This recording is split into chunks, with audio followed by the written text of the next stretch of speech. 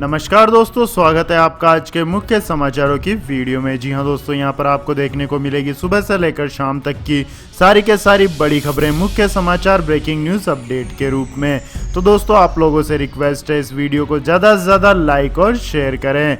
तो दोस्तों, सीधे चलते हैं आज की पहली बड़ी खबर की ओर। चीन की दोहरी चाल, पूर्वी लद्दाख में सीमा गतिरोध के बावजूद भारत से दोस्ताना संबंधों का किया दावा। जी हां दोस्तों, बीजिंग नई दिल्ली के मध्य बढ़ते तनाव के बीच अमेरिका में चीनी राजदूत ने कहा है कि भारत चीन संबंधों में सीमा विवाद हावी नहीं होना चाहिए। उन्होंने कहा है कि निश्चित रूप से जून में सीमा विवाद के चलते दोनों देशों की सेनाएं टकराई हैं, लेकिन यह परमाणु संपन्न शक्तियों के मध्य संबंधों पर हावी नहीं होना चाहिए।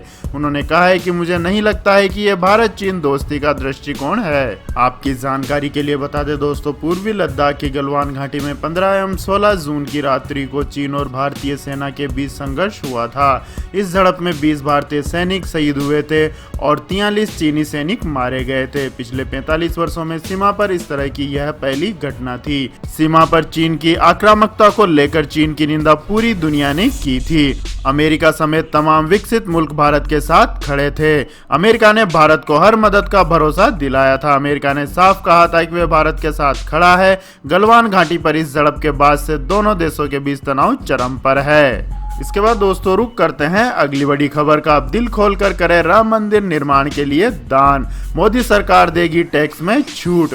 जी हां दोस्तों, 5 अगस्त का दिन भारत के लिए ऐतिहासिक साबित हो रहा है, क्योंकि 5 अगस्त को मंदिर भूमि पूजन का आयोजन किया गया है। लेकिन इस पावन काम के लिए आप भी अपना सहयोग कर सकते हैं। अब आप बेझिझक श्री राम जन्मभूमि मंदिर निर्माण में दान दे सकते हैं। और अच्छी बात यह है कि खुद मोदी सरकार आपको इस दान के लिए टैक्स में छूट देगी। केंद्रीय वित्त मंत्रालय की ओर से जारी नियमों के तहत मंदिर ट्रस्ट के लिए दिए जाने वाले राशि में छूट का प्रावधान होता है। कुछ समय पहले ही मंदिर निर्माण के लिए श्री राम जन्मभूमि तीर्थ क्षेत्र ट्रस्ट बनाया गया था। मंदिर निर्माण के लिए सभी तरह के दान इसी ट्रस्ट के माध्यम से लिया जा रहा है। केंद्र सरकार ने वित्तीय वर्ष 2020-21 में मंदिर निर्माण के लिए दिए जाने वाले दान को टैक्स छूट में शामिल किया है। वित्त मंत्रालय की ओर से यह छूट आयकर अधिनियम 1961 की धारा 80G के तहत दी जाएगी। इसके बाद दोस्तों, जानते हैं अगली बड़ी खबर। दिल्ली सरकार ने शुरू की डीटीसी और क्लस्टर बसों में ई टिकटिंग सेवा। जी हां दोस्तों, दिल्ली सरकार इस महामारी के संक्रमण को ध्यान में रखते हुए डीटीसी और क्लस्टर बसों में ई टिकटिंग सिस्टम को लागू करने जा रही है। सोशल डिस्टेंसिंग को बरकरार रखने के लिए दिल्ली सरकार ने यह कदम उठाया है। इसके लिए परिवहन विभाग ने बुधवार से ही रूट नंबर 473 की सभी क्लस्टर बसों में 3 दिन का ई टिकटिंग सिस्टम का ट्रायल शुरू कर दिया है। परिवहन विभाग ने अनुरोध किया है कि इस दौरान कुछ रूट्स पर चलने वाली बसों में यात्री मोबाइल की मदद से ही टिकट प्राप्त करें। ई टिकट लेने के लिए यात्रियों को अपने मोबाइल पर चार्टर ऐप को डाउनलोड करना होगा। इस ऐप की मदद से यात्री टिकट की कीमत या चढ़ने उतरने वाले स्टॉप के विकल्प को चुनकर ई टिकट ले सकते हैं। इसके बाद दोस्तों, जानते हैं अगली खबर। बैरूत में हुआ विस्फोट, 100 लोगों की हुई मौत, 4000 से ज्यादा लोग हुए घायल। जी हां दोस्तों, लेबनान की राजधानी बैरूत में मंगलवार को हुए भीषण विस्फोट में कम से कम 100 लोगों की मौत हो चुकी है। इस विस्फोट में शहर के बंदरगाह का एक बड़ा हिस्सा और कई इमारतें क्षतिग्रस्त हो गई हैं। लेबनान रेड क्रॉस के अधिकारी जॉर्ज केतानये ने बताया कि इस विस्फोट में कम से कम 100 लोगों की जान चली गई है और इस संख्या के अभी और बढ़ने की आशंका है। इसके बाद दोस्तों, जानते हैं अगली बड़ी खबर। सुशांत सिंह राजपूत मामले में सीबीआई जांच की मंजूरी, ठाकरे सरकार के लिए बड़ा झटका। जी हां दोस्तों, सुशांत सिंह राजपूत की मौत के मामले में जांच सीबीआई को सौंपने का फैसला महाराष्ट्र सरकार के लिए झटका देने वाला है, जो कहती रही है कि मुंबई पुलिस जांच करने में सक्षम है। उच्चतम न्यायालय ने बुधवार को कहा है कि अभिनेता की मौत के पीछे का सच सामने आना चाहिए। वहीं केंद्र सरकार ने सूचित किया है कि उसने मामले में सीबीआई जांच की बिहार सरकार की सिफारिश को स्वीकार कर लिया है। मुख्यमंत्री उद्धव ठाकरे और गृह मंत्री अनिल देशमुख कहते आ रहे हैं कि मामले को सीबीआई को सौंपने की कोई जरूरत नहीं है।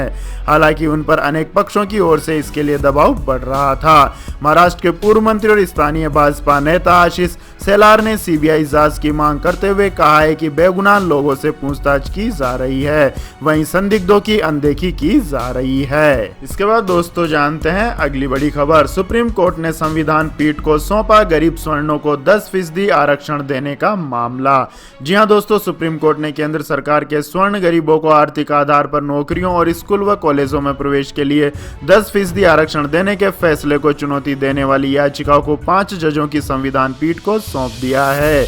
मुख्य न्यायाधीश शरद अरविंद बोबड़े की अध्यक्षता वाली खंडपीठ ने बुधवार को यह मामला एक बड़ी बेंच को सौंपते हुए कहा है कि केंद्र सरकार के इस फैसले को चुनौती देने वाली 35 याचिकाओं पर सुनवाई अब संविधान पीठ ही करेगी। जनहित अभियान और यूथ फॉर इक्विलिटी समेत गैर सरकारी संगठनों ने केंद्र सरकार के जनरल कैटेगरी के आर्थिक रूप से पिछड़े लोगों को 10% आरक्षण देने के फैसले को चुनौती दी है। इससे पहले सर्वोच्च अदालत ने केंद्र सरकार के इस फैसले पर रोक लगाने से इनकार कर दिया था। इसके बाद दोस्तों जानते हैं अगली बड़ी खबर। लेकिन दोस्तों अगली खबर जानने से पहले आप लोगों से गुजारिश है कि इस वीडियो में दिखाई गई खबरें अगर आपको पसंद आई हो तो इस वीडियो को लाइक करें, कमेंट करें और हमारे चैनल को सब्सक्राइब करें। तो दोस्तों जानते हैं अगली बड़ी खबर। भारी बारिश से मुंबईकरों को फिलहाल राहत नहीं, आईएमडी ने इन जिलों में जारी किया रेड अलर्ट। जी हां दोस्तों, बारिश ने महानगरी मुंबई समेत आसपास के इलाकों का बुरा हाल कर दिया है। भारी बारिश के कारण शहर के निचले इलाकों में पानी भर गया है। शहर में बीते 2 दिन से लगातार बारिश हो रही है, जिसके चलते चेंबूर, परेल, हिंद माता, दादर, किंग्स सर्किल, सायन, चेंबूर, अंधेरी, सांता क्रूज, बोरीवली, नाला सोपोरा और दूसरे निचले इलाकों में पानी भर गया है।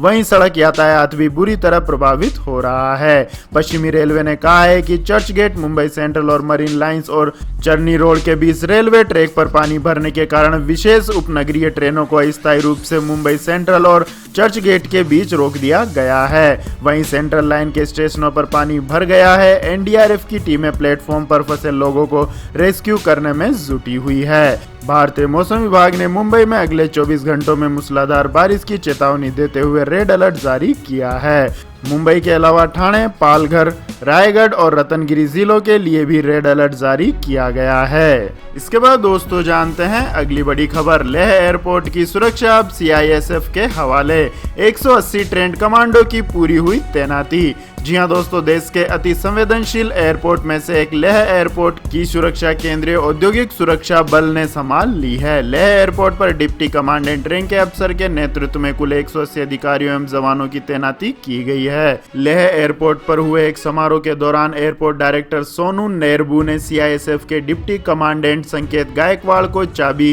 की एक प्रतिकृति सौंपी और एयरपोर्ट की सुरक्षा संभालने के लिए आमंत्रित किया।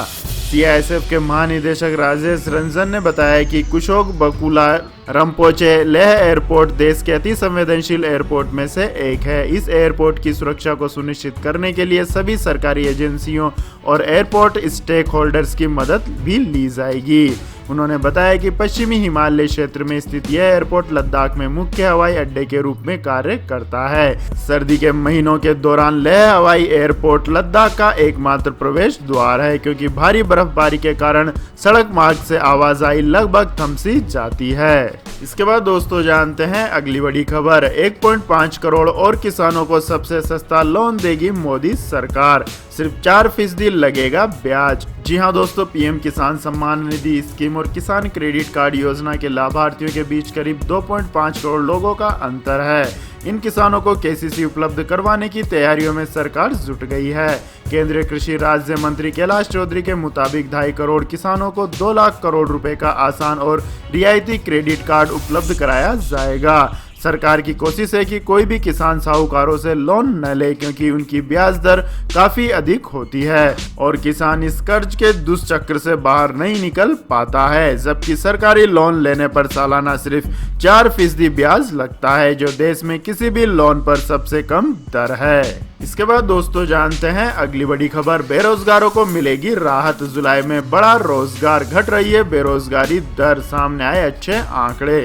जी हां दोस्तों, देश में लॉकडाउन में ढील मिलने के साथ ही रोजगार में भी इजाफा होने लगा है। जबकि अप्रैल माह में रोजगार में सबसे ज्यादा गिरावट दर्ज की गई थी, लेकिन अब एक बार फिर भर्ती में तेजी दिख रही है। कंपनियां दोबारा से लोगों को हायर कर रही है। लॉकडाउन के बाद अर्थव्यवस्था दोबारा से पटरी पर लौट रही है और इसके संकेत नौकरियों की संख्या से मिल रहे हैं। तमाम जॉब पोर्टल का कहना है कि उनके पोर्टल पर नौकरी की तलाश कर रहे और नौकरी देने वाले दोनों ही तरह के लोगों की संख्या बढ़ रही है। इसके बाद दोस्तों जानते हैं अगली बड़ी खबर। 7 अगस्त से किसानों के लिए रेलवे चलाएगा किसान विशेष पार्सल ट्रेन, मिलेंगे कई फायदे। जी हां दोस्तों, इस महामारी की गंभीर स्थिति में किसानों की मदद के लिए भारतीय रेलवे ने बड़ा कदम उठाया है। रेलवे ने किसानों के लिए किसान स्पेशल पार्सल ट्रेन चलाने का फैसला किया है। इस संकट की घड़ी में मध्य रेल की किसान विशेष पार्सल ट्रेन किसानों के लिए वरदान बनकर आई है। मध्य रेल की किसान विशेष पार्सल ट्रेन महाराष्ट्र के देवलाली और बिहार के दानापुर के बीच चलेगी, जिससे सब्जियां, फल आदि चीजें समय पर उपभोक्ताओं तक आसानी से पहुंच सकेंगी। इसके बाद दोस्तों रुक करते हैं आज के मौसम समाचार का। तो दोस्तों आज गुजरात, कोंकण, गोवा, तटीय कर्नाटक, केरल, गंगीय पश्चिम बंगाल और उड़ीसा में मध्यम से भारी बारिश हो सकती है। इन भागों में कुछ स्थानों पर मूसलाधार वर्षा भी जारी रहने की संभावना है। वहीं झारखंड, छत्तीसगढ़, मध्य प्रदेश, विदर्भ, मराठवाड़ा, मध्य महाराष्ट्र, तेलंगाना, उड़ीसा के उत्तरी तटीय भागों, अंडमान व निकोबार द्वीप समूह के साथ साथ उत्तर प्रदेश के कुछ हिस्सों में हल्की से मध्यम बारिश होने के आसार हैं। वहीं बिहार, उप हिमालय, पश्चिम बंगाल, सिक्किम, पूर्वोत्तर भारत, लक्षद्वीप, तमिलनाडु, दक्षिण पूर्वी राजस्थान, उत्तराखंड, हिमाचल प्रदेश, जम्मू और कश्मीर के कुछ हिस्सों, दिल्ली, एनसीआर, हरियाणा और पंजाब में कहीं-कहीं हल्की से मध्यम बारिश होने की उम्मीद है। इसके बाद दोस्तों जानते हैं अगली बड़ी खबर। सोने के भाव ने तोड़े सारे रिकॉर्ड, 6,465 रुपए उछली चांदी। जी हां दोस्तों, देश भर में सोना अब तक के सारे रिकॉर्ड तोड़ते हुए 55,000 रुपए प्रति 10 ग्राम के पार चला गया है। वहीं चांदी 71,000 रुपए प्रति किलो के पार हो चुकी है। देश भर के सराफा बाजारों में सोना 1197 रुपए की बड़ी छलांग लगाते हुए 55,201 रुपए प्रति 10 ग्राम पर पहुंच गया और शाम तक एक और नया रिकॉर्ड बनाकर 55,448 रुपए पर बंद हुआ। वहीं मंगलवार के मुकाबले सोने के हाजिर भाव में 1,444 रुपए प्रति 10 ग्राम का उछाल आया है। वहीं 6,465 रुपए प्रति किलो की ऊंची छलांग लगाती हुई चांदी 71,200 रुपए पर पहुंच गई है। इसके बाद दोस्तों जानते हैं अगली बड़ी खबर। चीन की मनमानी को दिखाया ठेंगा, अमेरिकी मंत्री के ताइवान जाने की घोषणा से ड्रैगन भड़का। जी हां दोस्तों, चीन की मनमानी को ठेंगा दिखाते हुए अमेरिका भी उसे वैसा ही जवाब देने पर उतर आया है। अमेरिका के स्वास्थ्य और मानव सेवा मामलों के मंत्री एलेक्स एजर जल्द ही ताइवान का दौरा करेंगे। वहीं बीते 40 वर्षों में ताइवान जाने वाले पहले अमेरिकी मंत्री होंगे।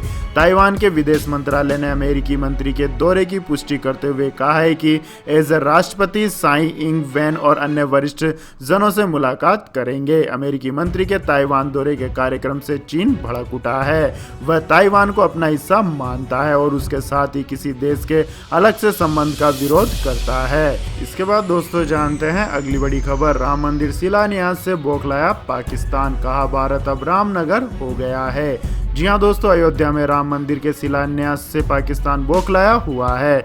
अंतर्राष्ट्रीय मंचों पर कश्मीर राग अलाप रही पाकिस्तान ने राम मंदिर के मुद्दे पर भी भारत को निशाना बनाना शुरू कर दिया है। इमरान खान सरकार में रेल मंत्री शेख रशीद ने मोदी सरकार की आलोचना करते हुए उसे सांप्रदायिक करार दिया है। रशीद ने एक बयान में कहा है कि भारत अब रामनगर हो गया है, वहां सेकुलरिज्म नहीं रहा। रशीद ने आगे कहा है कि भारत में अब हिंदूवादी ताकतें हावी हो गई हैं। इसके बाद दोस्तों जानते हैं अगली बड़ी खबर। आज से शुरू हुआ अमेजन और फ्लिपकार्ट पर सेल, जानिए आपको क्या मिलेगा सस्ता।